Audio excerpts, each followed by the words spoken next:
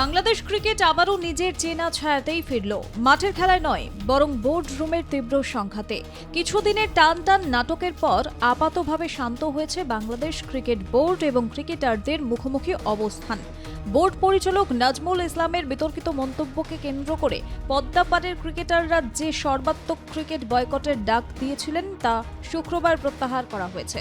টানা 24 ঘন্টার অচলাবস্থার পর ফের শুরু হয়েছে বাংলাদেশ প্রিমিয়ার লিগ। তবে বাংলাদেশ ক্রিকেট মানেই যে বিতর্কের আবর্ত তা যেন আরও একবার প্রমাণিত হলো।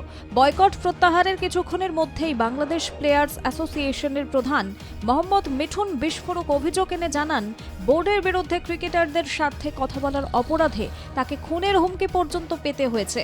এই অভিযোগ নতুন করে প্রশ্ন তুলে দিয়েছে বাংলাদেশ ক্রিকেট বোর্ড আদৌ কতটা নড়েচড়ে বসেছে, নাকি সবটাই সামরিক আগুন নেভানোর চেষ্টা।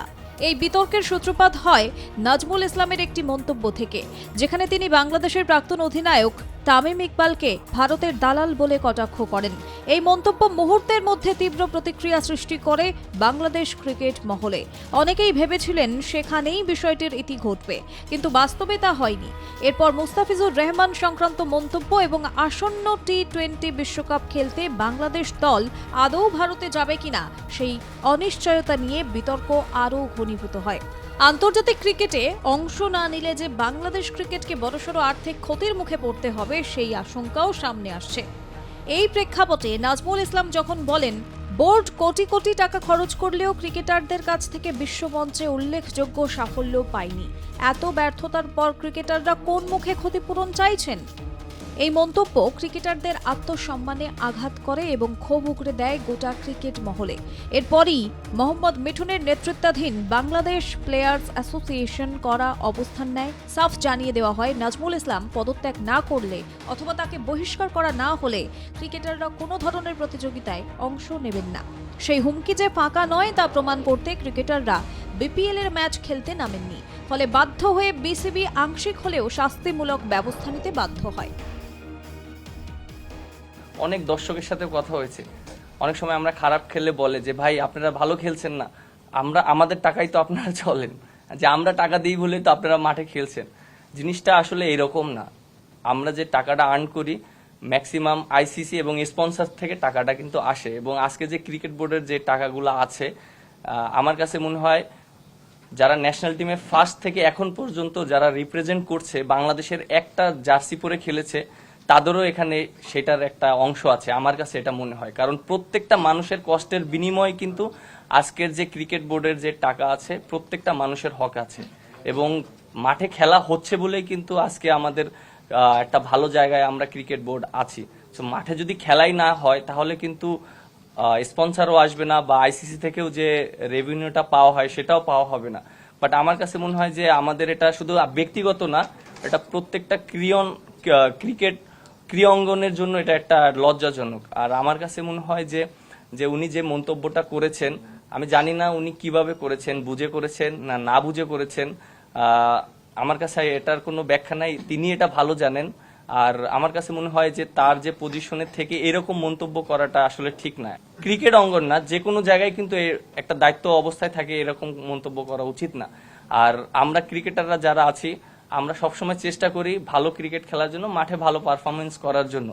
এবং আপনারা যেটা জানেন যে আমরা কিন্তু সবসময় সমালোচনা হই, আমরা মাঠে খেলি, পারফর্ম না করলে এমন কোনো প্লেয়ার নেই বাংলাদেশের মানুষ সমালোচনা করেনি। আপনারাও সবসময় সমালোচনা করেন বা সবসময় আপনারা ভালো বলেন, বাট আমার কাছে খুব ভালো লাগছে যে আপনারা আমাদের এখন যে আমরা যে স্টেপটা নিচ্ছি, আপনারা আমাদেরকে সমর্থন করছেন, এই জিনিসটা আমার কাছে খুবই ভালো লেগেছে।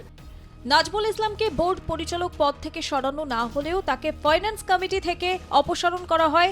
এই সিদ্ধান্তের পর বয়কট প্রত্যাহার করা হলেও সমস্যার গভীরতা যে তাতে মিটে যায়নি তা স্পষ্ট হয়ে ওঠে মিঠুনের মন্তব্যে।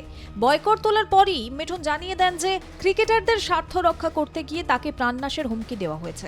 জীবনে এই প্রথম এমন অভিজ্ঞতার মুখোমুখি হলাম। কখনো বিতর্কে না জড়ানো মানুষ হিসেবে তিনি বুঝতেই পারছেন না কোথায় তিনি দেশ বিরোধী কথা বলেছেন। দেশের অসম্মান করে কিছু বলা তার চরিত্রের বাইরে। এবং আমরা কেউই ক্রিকেটের ঊর্ধ্বে না, আমরা সবাই ক্রিকেটের মঙ্গল চাই, আমরাও চাই মাঠে খেলা হোক। আমরা প্রতিনিয়ত আপনাদেরকে বলেছি আমরা খেলতে চাই, আমরা কোনোভাবেই না খেলাটা আমাদের কাম্য না। তো আমরা ক্রিকেটের ইন্টারেস্টে আমরা কালকে থেকে আবার মাঠে খেলা শুরু করছি এবং ক্রিকেট বোর্ডের সঙ্গে আমাদের একটা হেলদি ডিসকাশন হয়েছে। ওনাদের এবং আমাদের কথোপকথনের মাধ্যমে একটা জায়গায় যে পৌঁছতে পেরেছি, যেটাতে আমি এবং আমার প্লেয়ার কোয়াবের যে মেম্বার এবং প্লেয়ারদের পক্ষ থেকে যারা এসেছিল সবাই সেটা অ্যাকসেপ্ট করেছে। কিন্তু প্লেয়ার্স অ্যাসোসিয়েশনের সভাপতি হয়ে যদি ক্রিকেটারদের স্বার্থ না দেখেন তাহলে সেই পদে থাকার অর্থই বা কী? এই মন্তব্যে গোটা ঘটনাকে নতুন মাত্রা দেয় এবং বোঝায় সমস্যা শুধুই প্রশাসনিক দ্বন্দ্বে সীমাবদ্ধ নয়, বরং তা ক্রিকেটারদের ব্যক্তিগত নিরাপত্তার প্রশ্নেও পৌঁছে গেছে।